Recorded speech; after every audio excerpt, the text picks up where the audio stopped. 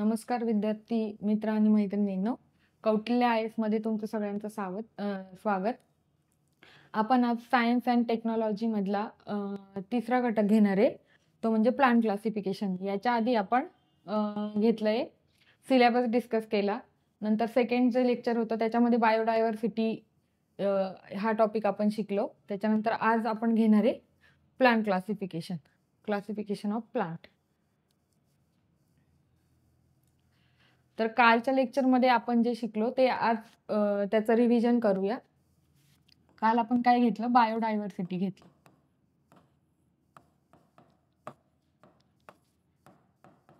Biodiversity मध्ये आपण काय बघितलं? बायो म्हणजे सजीव सॉरी आणि विविधता. त्याच्यामध्ये आपण बघितलं नॉमेनक्लेचर बघितलं. त्याच्यानंतर बघितलं आपण क्लासिफिकेशन बघितलं.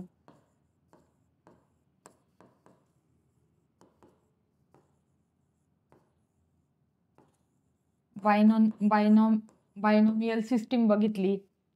त्याच्यानंतर आपण बघितलं की नॉमेनक्लेचर जे ते कशा पद्धतीने लिहिलं जातं आणि आता त्याच्यामध्ये जे डोमेन जे आहे, डोमेन हे नवीन ऍड करण्यात आलं. म्हणजे DK ऑफ PCGS असं मी तुम्हाला सांगितलं होतं. याची ट्रिक लक्षात ठेवायला. त्याच्यानंतर आपण सायंटिफिक जे आहे म्हणजे बायनॉमियल नॉमेनक्लेचर लिहिण्याचे जी रूल आहेत ते काय ते बघितले की ते इटॅलिक मध्ये लिहिता 3 वर्ड्स, जास्तीत जास्त 13 वर्ड्स. त्याच्यानंतर होमो पहिलं अक्षर जे आहे ते कॅपिटल असतं आणि सेपियन म्हटलं तर ते सेकंड जे आहे ते स्मॉल लेटर मध्ये लिहितात. त्याच्यानंतर आपण बघितले सायंटिफिक नेम बघितले आणि त्यांचे सायंटिफिक नेम बघितले, बरोबर. त्याच्यानंतर आपण बघितलं की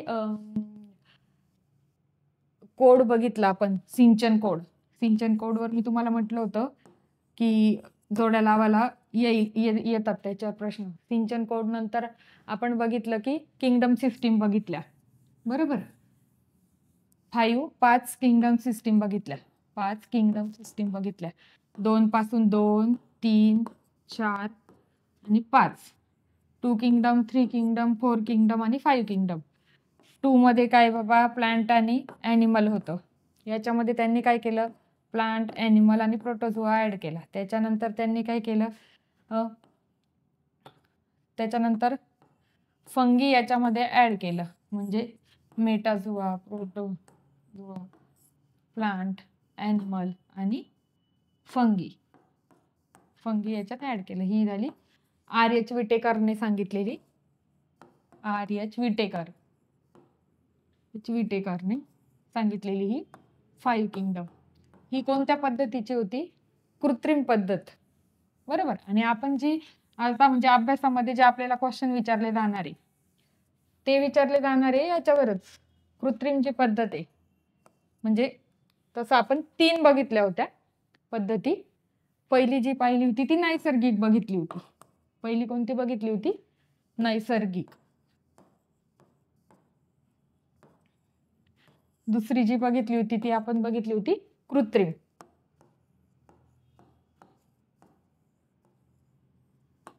कृत्रिमचं कोणी लावलं? कार्ल लिनियसने.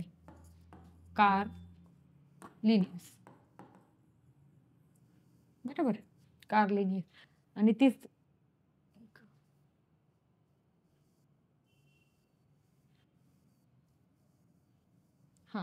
तिसरी जी बघितली होती ती अनुवंशिकतेनुसार बघितलं होतं.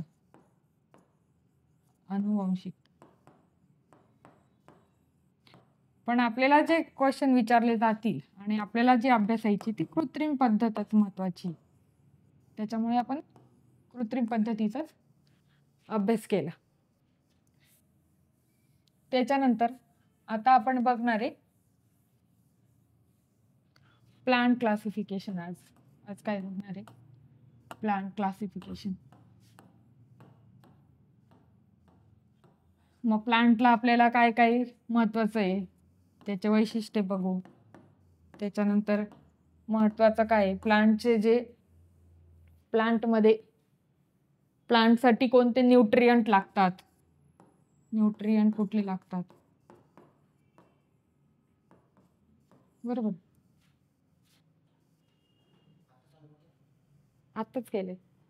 प्लांटसाठी न्यूट्रिएंट कुठले लागतात, त्याच्यानंतर त्याच्यावर डिसीज कुठले होतात, डिसीज कोणते प्लांटवर येतात, ते आपण आता याच्यामध्ये बघूया. वनस्पती वर्गीकरण. प्लांट क्लासिफिकेशनचे 2 मुख्य प्रकार. पहिला काय आहे, क्रिप्टोगॅम्स, आणि दुसरा आहे तो फेनेरोगॅम्स, म्हणजे बीजरहित वनस्पती आणि बीजधारी वनस्पती. क्रिप्टोगॅम्स कोणाला म्हणतात, ज्यांना बीज नसतात. अशा म्हणजे क्रिप्टोगॅम्स म्हणजे अशा वनस्पती त्याच्यामध्ये बीज तयार होत नाही. त्याच्यानंतर प्रजनन हे जे त्यांचं प्रजनन ते बीजद्वारे प्रजनन याचं जे क्रिप्टोगॅम्सचं ते स्पोर्स मध्ये होतं. कशामध्ये होतं, स्पोर्स मध्ये होतं, बियांमध्ये होत नाही. आणि जे फेनेरोगॅम्स तर ते बियांमध्ये होतं, जे प्रजनन आहे ते बियांमध्ये होतं.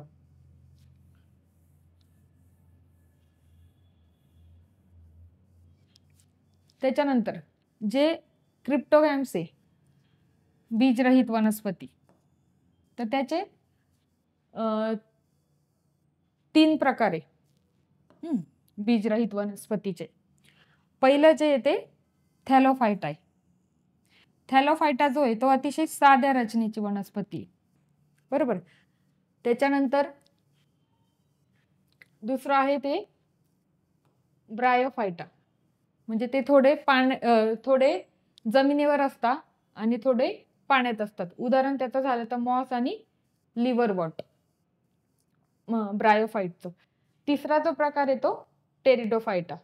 टेरिडोफायटा जे आहे ते संवहनी उती असलेला पण बीजरहित. उदाहरण जे आहे फर्म आणि हॉर्सटेल. मी आधी पण तुम्हाला म्हटलं की सायन्सचं जास्त करून जे आहे ते इंग्लिशमध्ये वर्ड्स तुम्ही लक्षात ठेवण्याचा हे करा, कारण की मराठीमध्ये बरेचसे वर्ड्स असं आहे की बाबा आन्सर देताना हे इंग्लिश मधलंच बरोबर देतात, बरोबर. आता आपण या दोघांचं थोडं हे करू, क्रिप्टोगॅम्स आणि फेनेरोगॅम्स तर जे ते डिफरन्स काय आहे बाबा ह्याच्यामध्ये. प्रजननचं आपण म्हटलं, प्रजनन क्रिप्टोगॅम्स मध्ये काय कशात होतं, स्पोर्स मध्ये होतं. आणि फेनेरोगॅम मध्ये कशात होतं, सीड्स मध्ये होतं. फुलं जर म्हणाल, फुल याच्यात नसतात.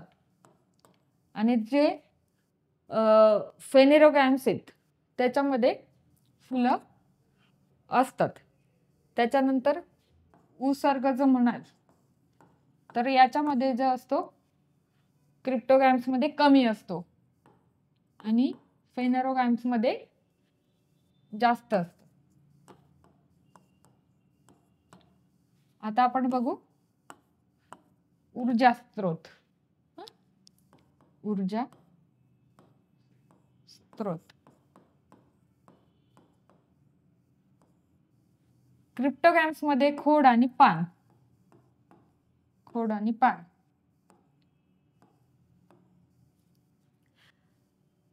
आणि फेनेरोगॅम्स जे ते याच्यामध्ये खरे खोड आणि पानाचं खोड पान असतं. क्रिप्टोगॅम्सचं आपण उदाहरण बघितलं तर अल्गी एक आहे आणि दुसरं म्हणजे फंगी, बुरशी. आपण त्याला काय म्हणतो, बुरशी. त्याच्यानंतर मॉस पण आहे, बरोबर. आणि फेनेरोगॅम्सचं आपण जर बघितलं, हा फेनोग्राम्स इथं आहे.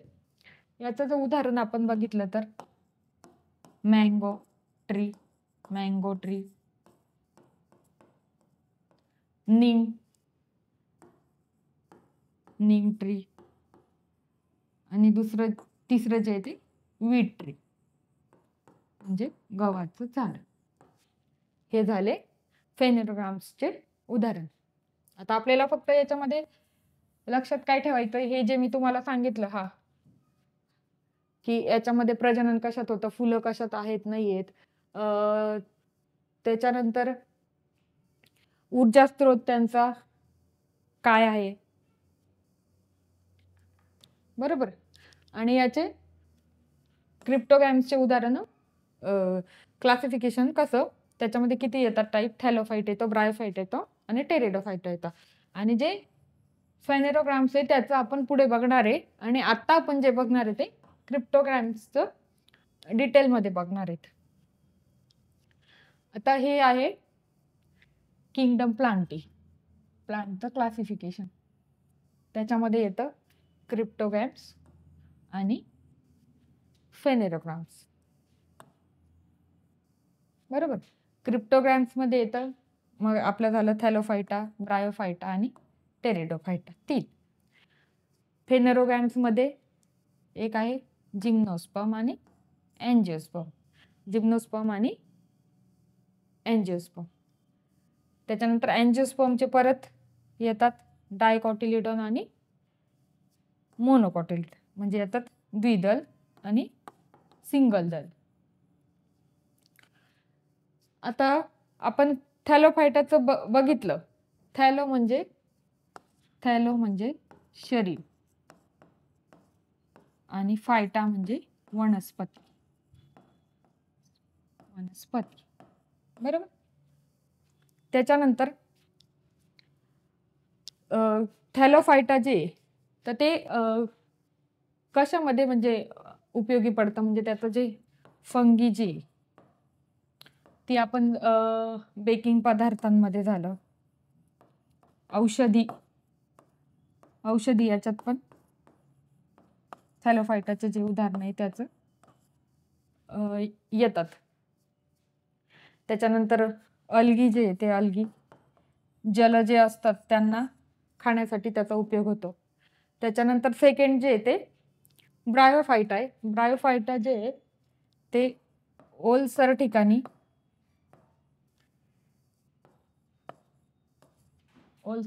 वाढतात. त्याच्यानंतर त्याचा पण उपयोग औषधी याच्यासाठी केला जातो, औषधी वनस्पतींसाठी केला जातो, बरोबर. त्याच्यानंतर टेरिडोफायटा, टेरी आणि फायटा. टेरीचा अर्थ होतो पंख आणि फायटाचा होतो वनस्पती,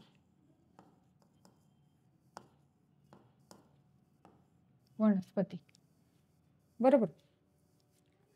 टेरिडोफायटाचं जे ते कार्बन सायकल साठी उपयोग होतो, कार्बन सायकल. त्याच्यानंतर प्राचीन काळामध्ये फोसाईल फ्युएल म्हणून पण त्याचा यूज व्हायचा, फोसाईल फ्युएल म्हणून, बरोबर. त्याच्यानंतर दुसरं जे ते फेनेरोगॅम्स मध्ये जिम्नोस्पर्म एक आहे आणि एंजिओस्पर्म आहे. याचं आपण नंतर डिटेलमध्ये बघणार आहे. एंजिओस्पर्म मध्ये येतं डायकॉटिलिडॉन आणि मोनोकॉटिलिडॉन. डायकॉटिलिडॉन मध्ये 2 द्विदल असतं आणि मोनोमध्ये सिंगल एकच प्रेझेंट असतं. ही जे आहे हे आपण व्यवस्थित करायचं आहे. हे तुम्हाला 1 लाइनर मध्ये क्वेश्चन येतात. त्याच्यानंतर plant of the Thallophyta division, याच्यामध्ये मी तुम्हाला एक्झाम्पल दिलेले आहेत की ती कसं दिसतं, म्हणजे आपल्याला इमेज बघून लवकर लक्षात राहतं. उल्वा हे आहे, क्यारा, त्याच्यानंतर हे स्पायरोगायरा, बरोबर. स्पायरोगायरा जे आहे, तर स्पायरोगायरामध्ये सेल वॉल आहे, न्यूक्लियस आहे आणि क्लोरोप्लास्ट आहे. आपण आता जेवढे पण एक्झाम्पल बघू त्याच्यामध्ये जे जे आहे म्हणजे त्यांचं आउटर लेयर, इनर लेयर, तर त्याचे फंक्शन जे आहेत,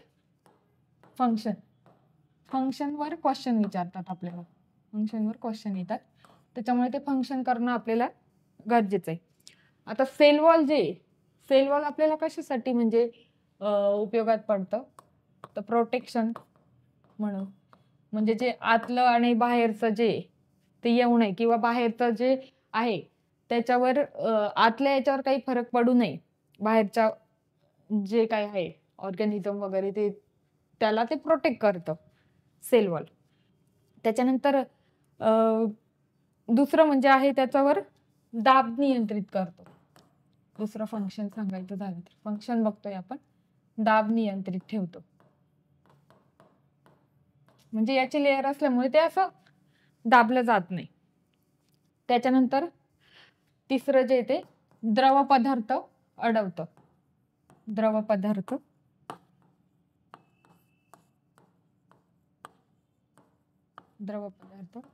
अडवतं. त्याच्यानंतर कम्युनिकेशनसाठी पण याचा उपयोग होतो.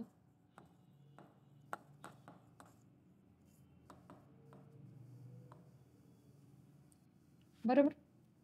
आणि आकार मजबूत ठेवतं. बरोबर. त्याच्यानंतर आपण बघू न्यूक्लियस. बरोबर. न्यूक्लियसचे फंक्शन काय आहेत, न्यूक्लियसचे फंक्शन बघू आपण.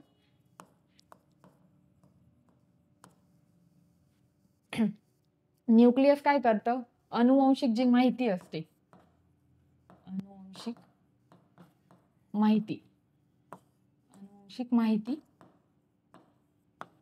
साठवते.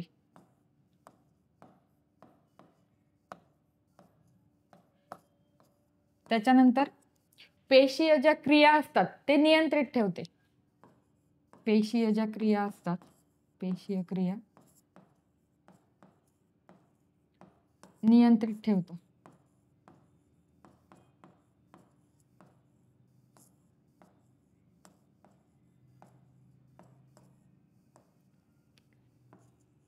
त्याच्यानंतर आरएनए तयार करतं प्रोटीनसाठी. आरएनए तयार करतं. कशासाठी, ते प्रोटीन प्रोडक्शनसाठी, प्रोटीनसाठी. त्याच्यानंतर अजून काय करतं, पेशी विभाजनात सुद्धा भाग घेतं. ते पेशी विभाजनात भाग घेतं. पेशी विभाजनात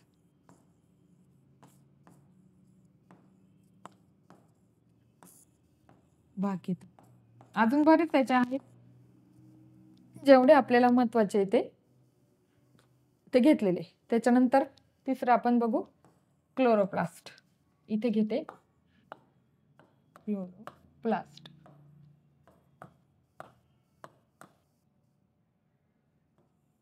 क्लोरोप्लास्टचे फंक्शन. क्लोरोप्लास्टचं फंक्शन पहिलं आहे ते फोटोसिंथेसिससाठी. फोटोसिंथेसिस.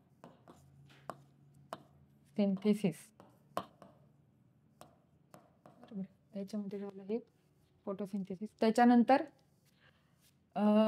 ऊर्जेचं स्थलांतर करतं, म्हणजे ऊर्जेच्या स्थलांतरासाठी पण ऊर्जेचे स्थलांतर.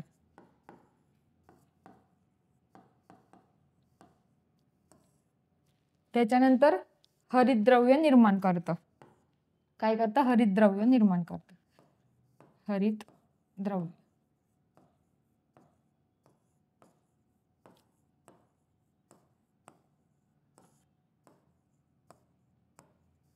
म्हणजे काय, क्लोरोफिल.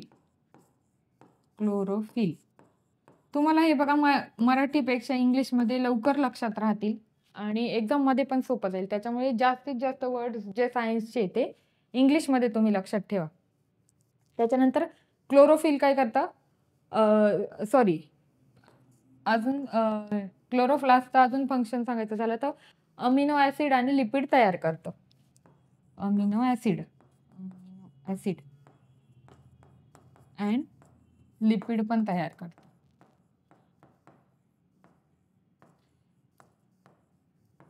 बरोबर.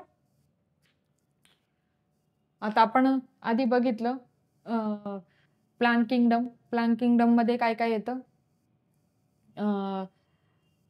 क्रिप्टोगॅम्स आणि फेनेरोगॅम्स. क्रिप्टोगॅम मध्ये येतं थॅलोफायटा, ब्रायोफायटा आणि टेरिडोफायटा. त्याच्यामध्ये थॅलोफायटामध्ये हे आपण उल्वा, कार्वा आणि स्पायरोगायरा. स्पायरोगायराचे जे एक एक पार्ट आहे त्याचं आपण फंक्शन बघितलं, सेल वॉलचं, न्यूक्लियसचं आणि क्लोरोप्लास्टचं.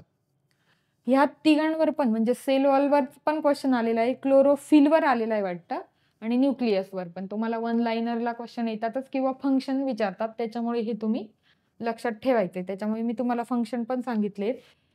जास्तीत जास्त म्हणजे ऍप्लिकेशन काय असतं ना, प्रत्येक गोष्टीवर काय ऍप्लिकेशन असतं हे तुम्ही लक्षातच ठेवायचंय, कारण की आता बेसिक याच्यावर पण जास्त क्वेश्चन यायला लागले. हा झालं पहिलं हे थॅलोफायटा. आपण आता बघू ब्रायोफायटा. ब्रायोफायटाचे उदाहरण बघू. बरोबर. ब्रायोफायटामध्ये आहे फायनोरिया आणि मार्कॅन्टिया, आणि तिसरं आहे ते अँथोसेरॉस. बरोबर. तिसरं आहे अँथोसेरस. हे नाव थोडे अवघड आहे ब्रायोफायटाचे. फुनारिया, त्याच्यानंतर मार्कॅन्टिया आणि अँथ्रोसिरस. याच्यामध्ये पण आता कॅप्सूल तिघांमध्ये आहे. बरोबर. कॅप्सूल. तर आपण कॅप्सूलचं फंक्शन बघून घेऊ. म्हणजे कॅप्सूल काय करतं, संरक्षण करतं. संरक्षणासाठी ते संरक्षण करतं. आणि दुसरं म्हणजे ते जे आहे हे जे कॅप्सूल आहे ते पॉलिसॅकराइड पासून बनतं. कशापासून बनतं? पॉलिसॅकराइड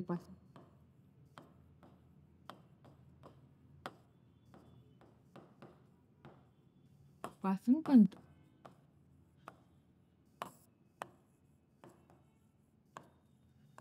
बरोबर. त्याच्यानंतर तिघं पण याच्यामध्ये स्टॉक, इकडे पण स्टॉक आहे. बरोबर. फक्त जे अँथोसेरस आहे त्याच्यामध्ये स्टॉक नाहीये. तर स्टॉकचं काम काय आहे? स्टॉकचं काम आहे की ते सपोर्ट म्हणून आहे. सपोर्ट म्हणून आहे. त्याच्यानंतर दुसरं जर सांगायचं झालं तर पाणी अँड अन्न चं वाहक आहे. वहन करतं. पाणी आणि अन्नाचं वहन करतं. तिसरं आहे ते फोटोसिंथेसिस.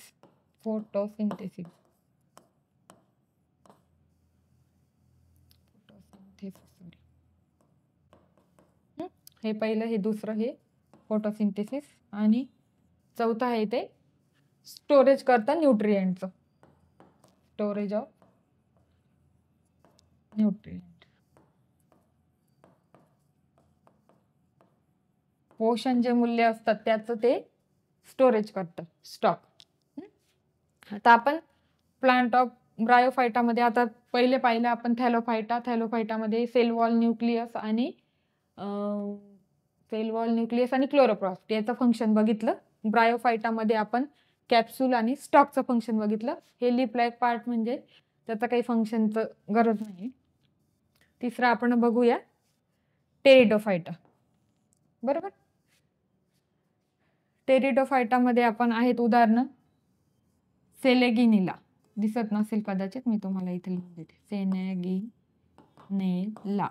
सेनेगिनेला. लायकोपोडियम. हे काय? लायकोपोडियम. ओके.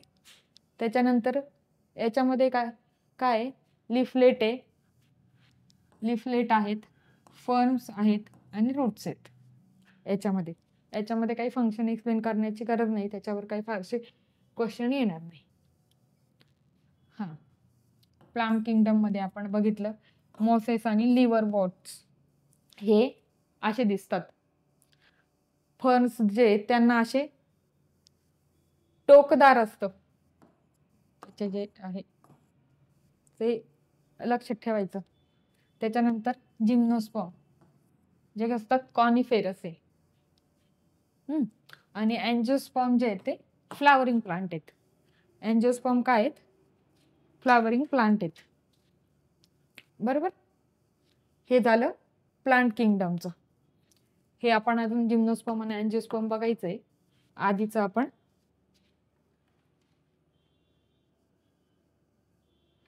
बरोबर अँजिओस्पर्म आणि जिम्नोस्पर्म आपल्याला बघायचे. त्याच्यानंतर पुढे आहे फेनेरोगॅम्स. हा आलो आपण सेकंड. आपण क्रिप्टोगॅम्स बघून झालंय. बरोबर.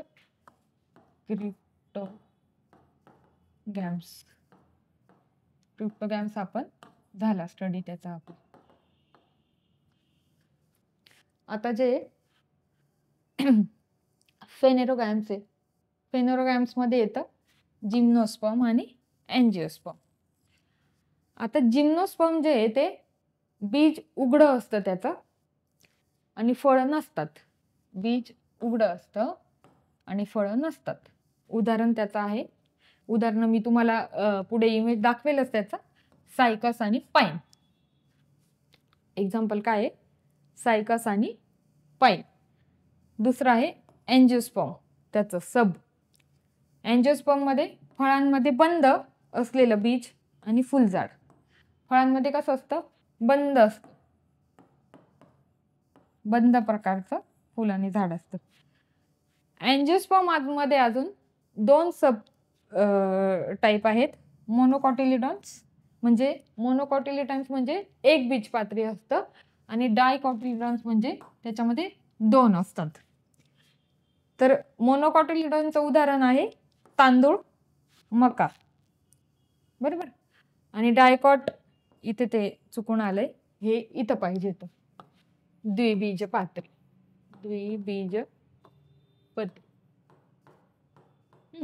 डायकॉटिलिडॉनचं उदाहरण आहे मिरची, मिरी आणि आंबा एक्सेट्रा.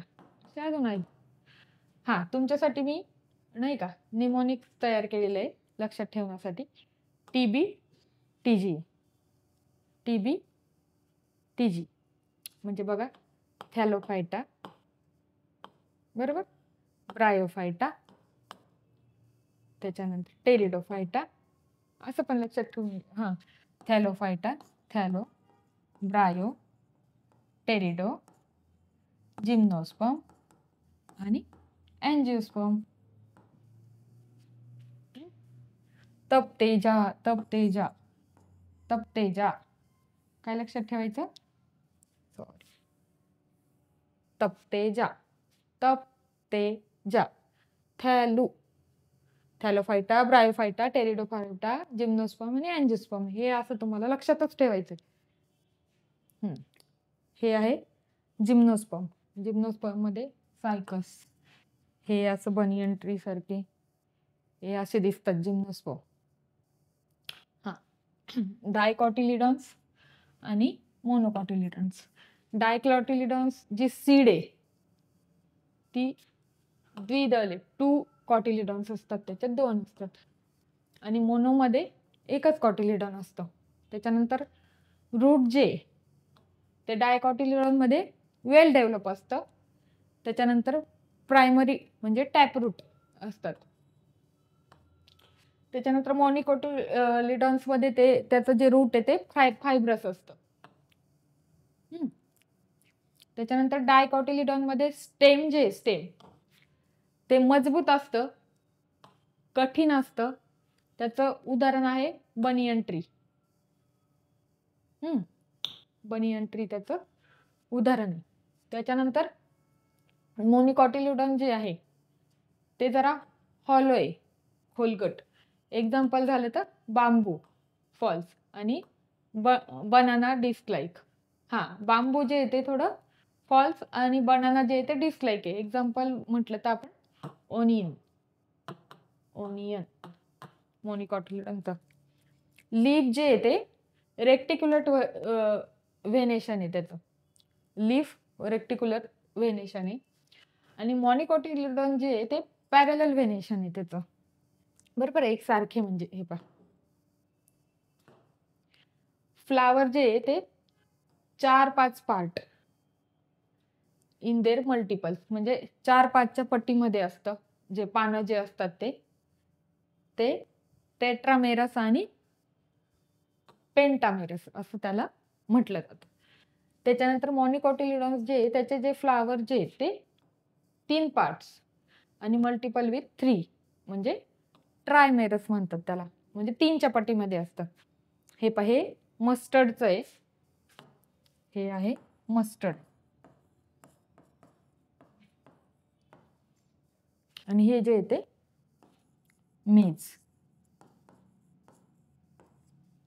मेजचं उदाहरण आहे.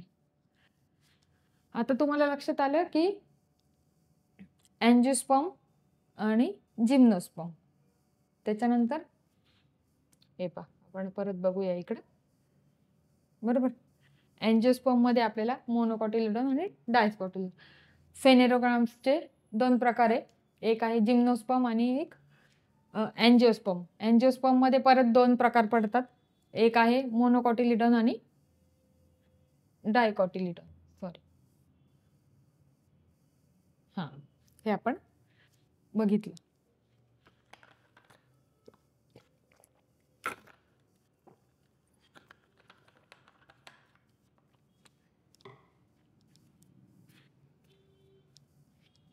आता आपण बघणार आहे प्लांट हार्मोन, वनस्पती संप्रेरक. प्लांट हार्मोन म्हणजे अशी रासायनिक द्रव आहेत जी वनस्पतीच्या वाढी, विकास आणि विविध जैविक प्रक्रियांचं नियंत्रण करतात. वाढ, विकास आणि जैविक प्रक्रियांवर नियंत्रण करतात. त्याचे 5 प्लांट हार्मोन आहेत. सर्जनशील 5 प्लांट हार्मोन आहेत. पहिलं जे आहे वनस्पती संप्रेरकाचे प्लांट हार्मोन. पहिलं आहे, आपण बघितले 5 प्लांट हार्मोन आहे. पहिलं आहे ऑक्सिन, दुसरं आहे जिब्रेलिन, त्याच्यानंतर तिसरं आहे सायटोकायनिन, चौथं आहे ॲब्सिसिक ॲसिड आणि 5वं आहे इथिलीन. तर आपण एक एक एक्सप्लेन आता बघू. ऑक्सिनची भूमिका असं आहे की ते वाढीस चालना देतो, विशेषतः वाढीच्या टोकांना, म्हणजे टोक जे असतात टोकांना. ऑक्सिन वाढीस चालना देता वाढीच्या टोकांना. प्रभाव त्याचा आहे पेशींची लांबी वाढवतोय आणि वाकणे, म्हणजे फोटोट्रॉपिझम त्याला म्हटलं जातं, फोटोट्रॉपिझम. उदाहरण द्यायचं झालं ऑक्सिनचं तर इंडोल ॲसिटिक ॲसिड. उदाहरणं याचे तुम्हाला लक्षातच ठेवायचे, म्हणजे उदाहरणांवर बरेच क्वेश्चन येतात. ऑक्सिन काय करतं, वाढीस चालना देतं, शक्यतो तो टोकांना, वाढीच्या टोकांना विशेषतः हे करतं. प्रभाव जर म्हणाल तर पेशींची तो काय करतो, लांबी वाढवतो, त्याला म्हणतात फोटोट्रॉपिझम. टर्म्स पण विचारतात तुम्हाला, टर्म्सवर पण क्वेश्चन असतात. उदाहरण आहे इंडोल ॲसिटिक ॲसिड. सेकंड आहे जिब्रेलिन. जिब्रेलिनची काय भूमिका आहे, पेशींची वाढ आणि बीजांकुरण करतं. काय करतं, पेशींची इथं पण वाढ करतो जिब्रेलिन. प्रभाव काय, बुटकी झाडं उंच होतात, जे छोटे झाडं असतात ते जिब्रेलिक प्लांट हार्मोन मिळाल्यामुळे त्यांची उंची वाढते. त्याच्यानंतर फळांचं सुद्धा सेम तेच आहे, फळांची पण वाढ होते. उदाहरण आहे GA3. तुम्ही काय करायचंय, प्लांट हार्मोनचे नाव लिहायचे, प्लांट हार्मोन, आणि त्याचे जे एक्झाम्पल असं तुम्ही चार्ट स्वतःसाठी तुम्ही रेडी करायचं आहे, म्हणजे तुम्हाला जेव्हा रिव्हिजन कराल तेव्हा सोपं जाईल. तिसरं आहे ते सायटोकायनिन. सायटोकायनिनची काय भूमिका आहे की पेशींचे विभाजन, सेल डिव्हिजन करतं ते, आणि पाणी हिरवी ठेवतो. आता आपण बघतो उन्हाळा आला त्याच्यानंतर ते पानं गळतात, पिवळे होतात, त्याच्यानंतर परत येतात.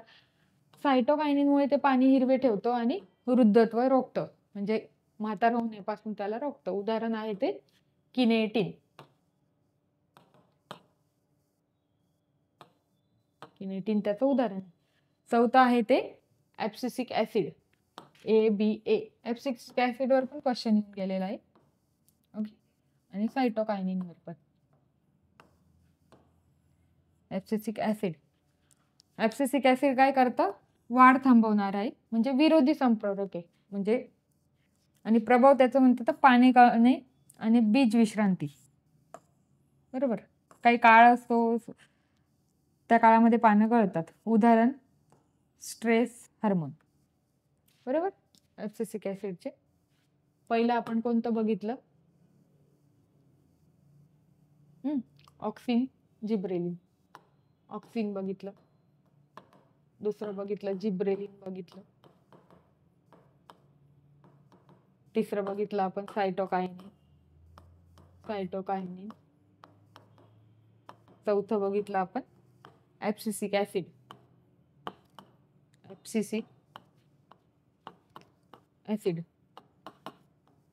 आता पाचवं आपण बघणार आहोत इथिलीन. इथिलीन काय करतं? फळे पिकवतो. इथिलीनवर पण क्वेश्चन येऊन गेलेला आहे राज्यसेवेला. कोणतं हार्मोन आहे की ते फळ पिकवण्यासाठी मदत करतं? आय थिंक मागच्याच वर्षी वाटतं, एकदा बघून घ्या कोणत्या वर्षी ते पण आलेलं आहे. त्याच्यानंतर प्रभाव आहे तो पानगळ. त्याच्यानंतर फुलांची निर्मिती करता. फळपक्वता गॅस स्वरूपात आढळतो. बरोबर. तो कोणत्या स्वरूपात आढळतो? गॅस स्वरूपात आढळतो. निमोनिक्स तुमच्यासाठी बनवलंय मी. ऑजिसायटी. हे लक्षात राहिलं तर ठीक आहे, नाहीतर तुम्ही तुमच्या पद्धतीने बनवा. म्हणजे ऑक्सिजन, जिब्रेलिनेसिया, सायटोकायनिन, ऍब्सिसिक ऍसिड आणि इथिलीन.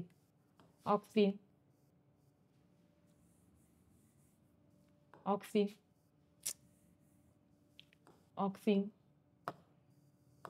बरोबर. Gibberellic acid. तिसरं आपण पाहिलेलं सायटोकायनिन, ऍब्सिसिक ऍसिड. त्याच्यानंतर इथिलीन, AGCAE. हे हार्मोन तुम्हाला लक्षात ठेवायचे. नेक्स्ट आहे आपण जे प्लांट डिसीजेस बघणार आहे, म्हणजे वनस्पतीवर कुठले कुठले रोग पडतात. हे विविध सूक्ष्मजीवी म्हणजे बॅक्टेरियामुळे होतात, त्याच्यानंतर बुरशीमुळे, त्याच्यानंतर विषाणू, व्हायरस, फंगी, व्हायरस आणि बॅक्टेरिया, फंगी आणि व्हायरसमुळे किंवा कशामुळे होतं? पोषणाची कमतरता यामुळे होतात. वनस्पतीचे रोग कशामुळे होते? हे विविध सूक्ष्मजीव म्हणजे बॅक्टेरिया, व्हायरस आणि फंगी आणि पोषणची जर कमतरता असली तर त्यामुळे प्लांट डिसीजेस होतात. मुख्य वनस्पती रोगांची माहिती आपण बघू आता. प्रमुख वनस्पती जे मेजर प्लांट डिसीजेस आहे, पहिलं आहे ते राईस ब्लास्ट, तांदळाचे करपारोग. करपारोग जे त्याचं कारण काय? तो बुरशीमुळे होतो. आणि पायरिक्युलॅरिया ओराझिया, हे थोडं वाचायला नाव अवघड आहे. पायरिक्युलॅरिया ओराझिया ह्या मायक्रो ऑर्गॅनिझम बुरशीमुळे होतो. लक्षणे त्यांचं काय? पानं जे आहेत, पानांवर, आता हे पान आहे,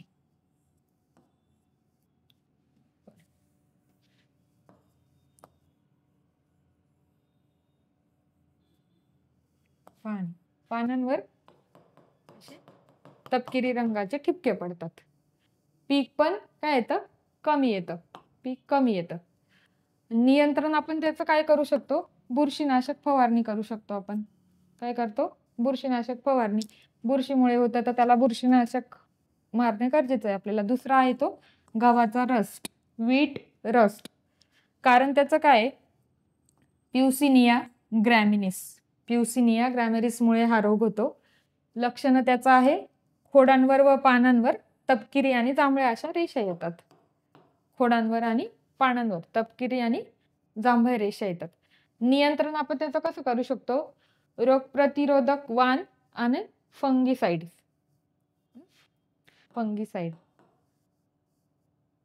साईड आणि रोगप्रतिकारक वाण वापरून आपण त्याचं नियंत्रण करू शकतो.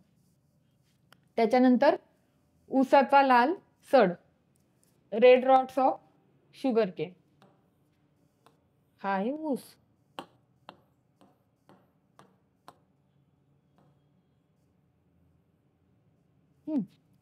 Red rots of sugarcane त्याच्यावर पडतात. कारण त्याचं आहे ते कोलेक्टोरिकम फॅल्कंटम. कोलेक्टेरियम फॅल्कंटम. लक्षण त्याचं आहे की खोड कापल्यावर आत लालसर रंग येतो.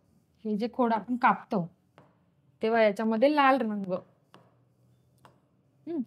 कापल्यावर. आता आपला ऊस कसं पांढरं आपण कापलं की पांढरं हे होतं. नियंत्रण त्याचं करायचं झालं तर रोगमुक्त वाण आणि जमिनीचा योग्य निचरा. बरोबर.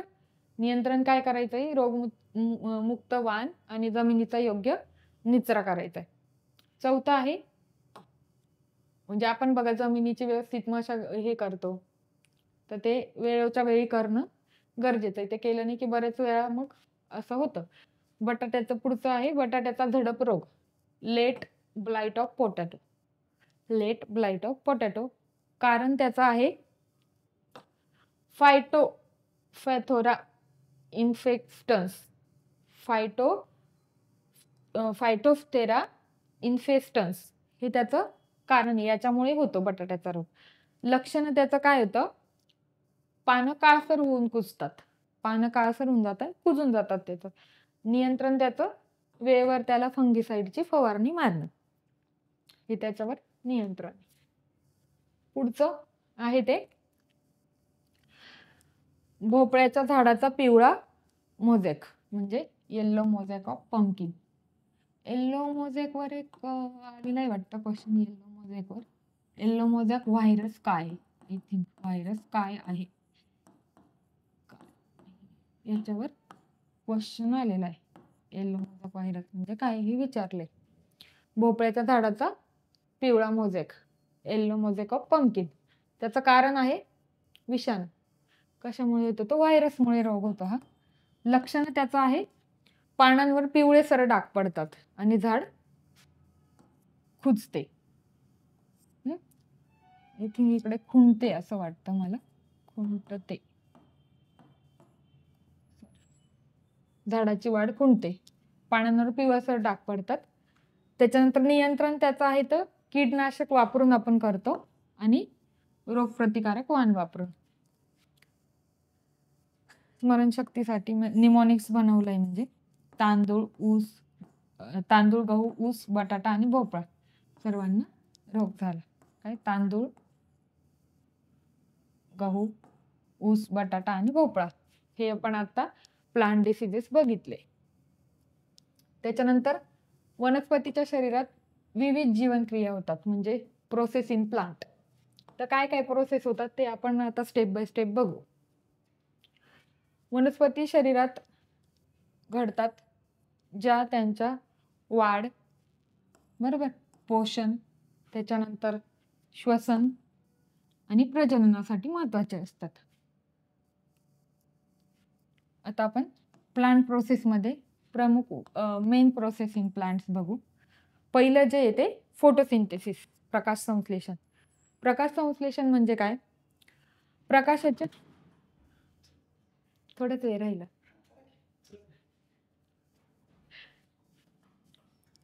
फोटोसिंथेसिस.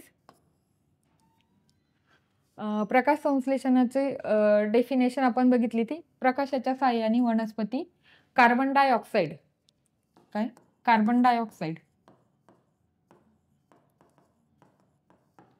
आणि पाण्यापासून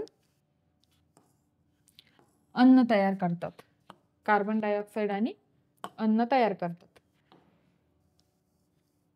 स्थळ त्याचं म्हटलं तर पानांमधील हरितद्रव्य क्लोरोफिल. ही जी काही प्रक्रिया होते ती क्लोरोफिल मध्ये होते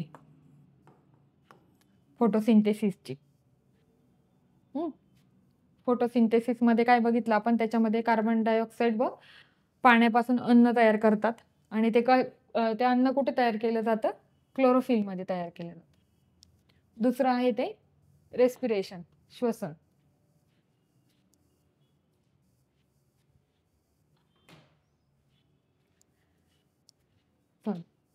रेस्पिरेशन म्हटलं तर अन्नाचे विघटन होऊन ऊर्जेचे निर्माण करते. अन्नाचे विघटन होऊन आणि ऊर्जेचे निर्माण करते. प्रकार जो येतो एरोबिक प्रकारचं श्वसन आहे, ऑक्सिजनच्या उपस्थितीत. एरोबिक 2 प्रकार असतात, अनएरोबिक आणि एरोबिक. याच्यामध्ये येतं एरोबिक श्वसन, ऑक्सिजनच्या उपस्थितीत रेस्पिरेशन होतं, आणि अनएरोबिक श्वसन ऑक्सिजन शिवाय होतं. म्हणजे उदाहरणार्थ आपण साखर बनवताना. नेक्स्ट जे येते ट्रान्सपिरेशन म्हणजे जलवहन. जलवहनची व्याख्या आहे पाण्यामधून पाण्याच्या बाष्परूपात निस्सरण होतं. महत्व म्हटलं तर थंडावा मिळतो. त्याच्यानंतर खालून खनिज वर खेचली जातात. खनिजे जे आहेत म्हणजे आपण मातीमध्ये जे खनिजे टाकतो, आपण पाणी टाकतो, त्याच्यानंतर ते झाडं ॲब्सॉर्ब करून घेतात आणि ते हळूहळू जे खनिजे आहे ते वरती येतात. पुढचं आहे ते न्यूट्रिशन, पोषण. जे आहे ते स्वपोषी आहे म्हणजे ऑटोट्रॉफिक आहे. स्वतःचं अन्न स्वतःच हे करतात. सूर्यप्रकाश, पाणी, CO2 वापरून अन्न स्वतः तयार करतात. म्हणजे काय काय करतात, सूर्यप्रकाश वापरता, पाणी आणि CO2चा वापर करून ते स्वतःचं अन्न स्वतःच बनवतात. त्याच्यानंतर जलवहन आणि खनिज वाहतूक, transport of water and mineral. त्याचं उदाहरण आहे झायलम आणि फ्लोएम. झायलममुळे काय होतं, पानांपर्यंत पाणी आणि खनिजे, मुळे ते पानांपर्यंत पाणी आणि खनिजे असतं झायलममध्ये. फ्लोएम जे आहे, फ्लोएममध्ये अन्नाची सर्व भागामध्ये ते ने-आण करतं. फ्लोएमचं काम काय आहे, झायलम काय करतं, मूळ ते पानांपर्यंत पाणी आणि खनिजे पोचवतं, आणि फ्लोएम जे ते अन्नाची सर्व भागात ने-आण करतं. त्याच्यानंतर 6वं आहे की ट्रॉपिक मुवमेंट, स्पर्श संवेदनशीलता, प्रकाशानुसार हलणे. त्याच्यानंतर फोटोट्रॉपिझम, बरोबर. गुरुत्वाकर्षणानुसार आपण जर म्हटलं तर ग्रॅव्हिट्रॉपिझम येतं. उदाहरण त्याचं आहे ते मिमोसा झाडाचे पानं स्पर्शाने मिटतात. लाजाळूचं आपण झाड बघतो, लाजाळू, आपण हात लावला की ते लगेच हे होतं. 7वं आहे ते रिप्रोडक्शन. रिप्रोडक्शनमध्ये लैंगिक असतं फूल आणि बीज, आणि अलैंगिकचं उदाहरण झालं तर कांदा, कंद आणि मुलांकुर. निमोनिक्स तुम्हाला लक्षात ठेवायचे, प्रकाश श्वास घेतो, पाणी गाळतो, अन्न वाहतो, स्पर्श समजतो आणि वंश वाढवतो.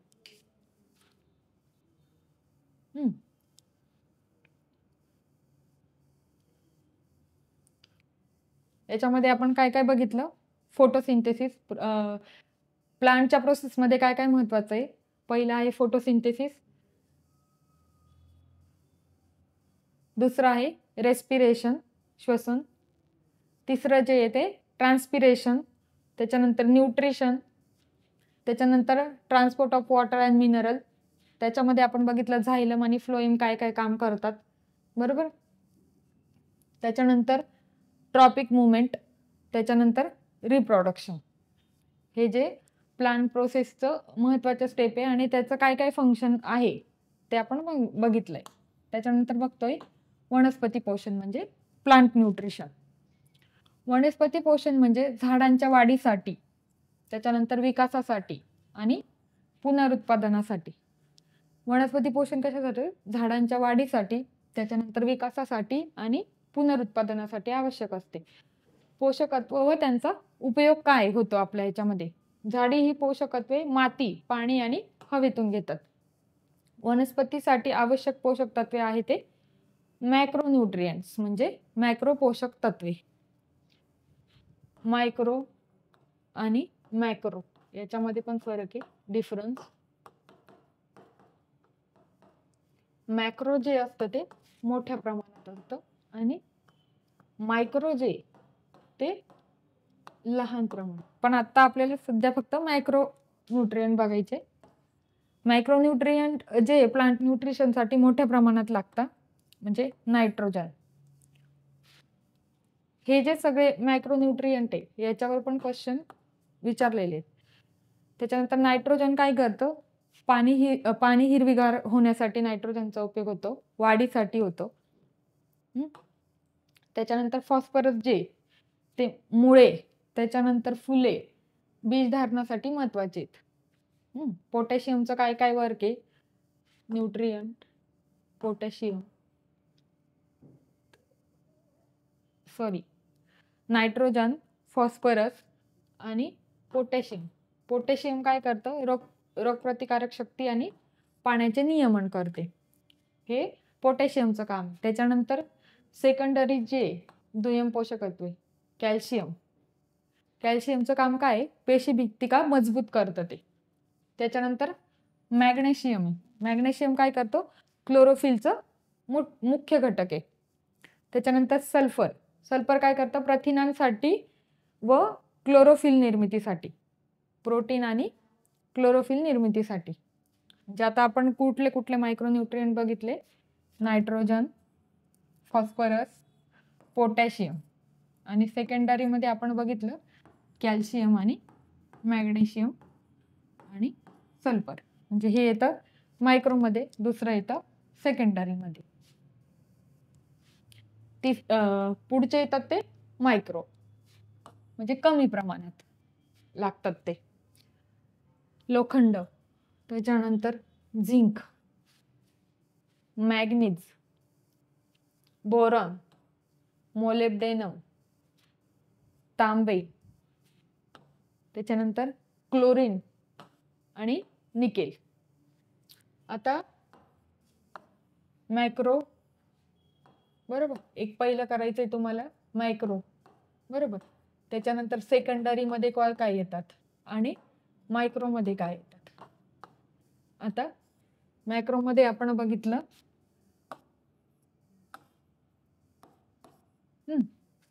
सेकंडरी मध्ये आपण बघितलं कॅल्शियम, मॅग्नेशियम आणि सल्फर.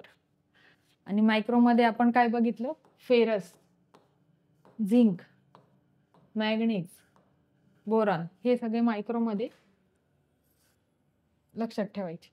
हे तुम्हाला चार्टच बनवायचा आहे, त्याच्यामध्ये कोणते कोणते येतात ते आपल्याला एक्झाम साठी विचारले जाते. पोषणाची स्त्रोत आहे माती आणि नैसर्गिक खनिजे व सेंद्रिय पदार्थ. खत जे आहे ते सेंद्रिय आणि रासायनिक दोघं वापरतात.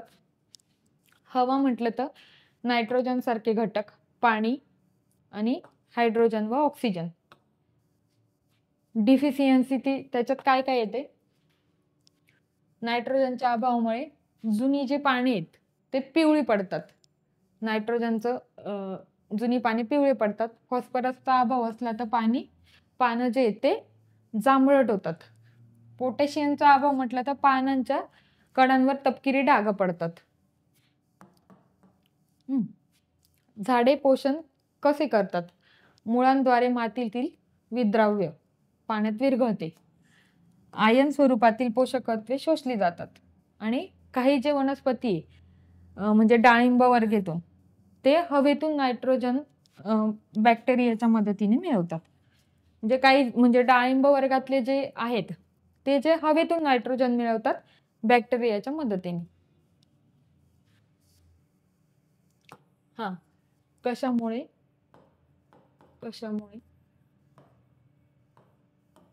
अभाव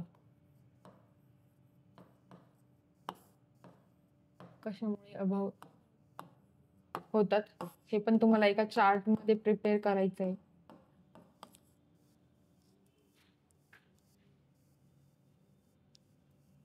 बरोबर. आता आपण थोडं रिव्हिजन करूया 5 मिनिट.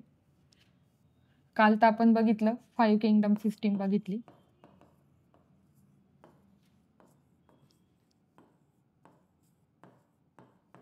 त्याच्यानंतर नॉमेनक्लेचरचे रूल बघितले,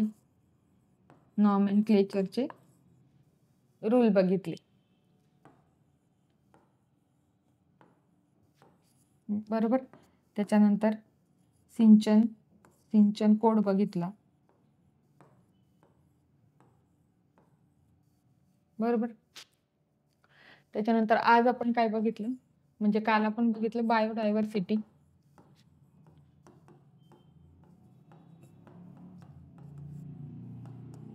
आपण आज बघितलं प्लांट क्लासिफिकेशन. उद्या आपल्याला बघायचंय ॲनिमल क्लासिफिकेशन. Animal classification. आता याच्यावरचे जेवढे पण क्वेश्चन आलेले ते तुम्ही बघून ठेवायचे, म्हणजे नेक्स्ट टॉपिक मध्ये आपल्याला घेता येईल. प्लांट क्लासिफिकेशन मध्ये आपण काय बघितलं, प्लांट किंगडम बघितलं. बरोबर. क्रिप्टोगॅम्स आणि फेनेरोग्राम्स.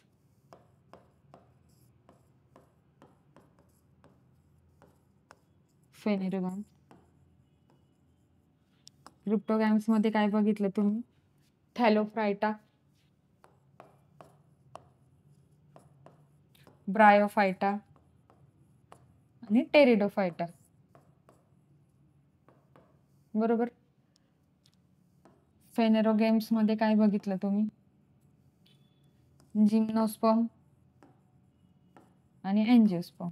एंजिओस्पर्म मध्ये काय बघितलं, मोनोकॉटिलिडॉन्स आणि डायकॉटिलिडॉन्स. त्याच्यानंतर जे एक्झाम्पल होते, एक्झाम्पल मध्ये जे काही सपोज सेल वॉल वगैरे झालं, सेल वॉल, क्लोरोप्लास्ट,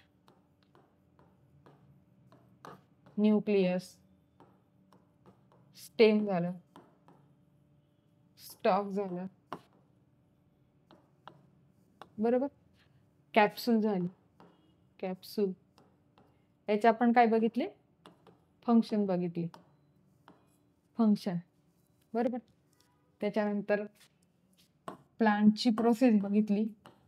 प्लांटचं काय केलं, प्रोसेस बघितली आपण पूर्ण. त्याच्यानंतर प्लांटचे जे न्यूट्रिशन, प्लांटसाठी कोणतं न्यूट्रिशन लागतं, प्लांट न्यूट्रिशन बघितलं.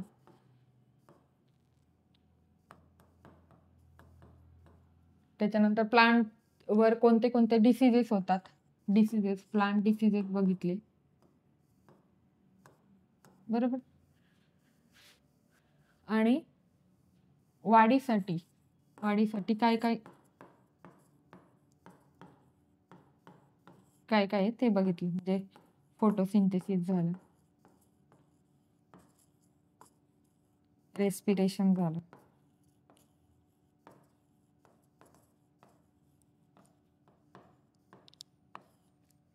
हे सगळं आपण बघितलं. पुढच्या टॉपिक मध्ये आपण ॲनिमल क्लासिफिकेशन बघूया. आज आपण इथेच थांबू. पुन्हा आपण उद्या पण 1-10 मिनिटं आपण उजळणी करूच मागच्या याची.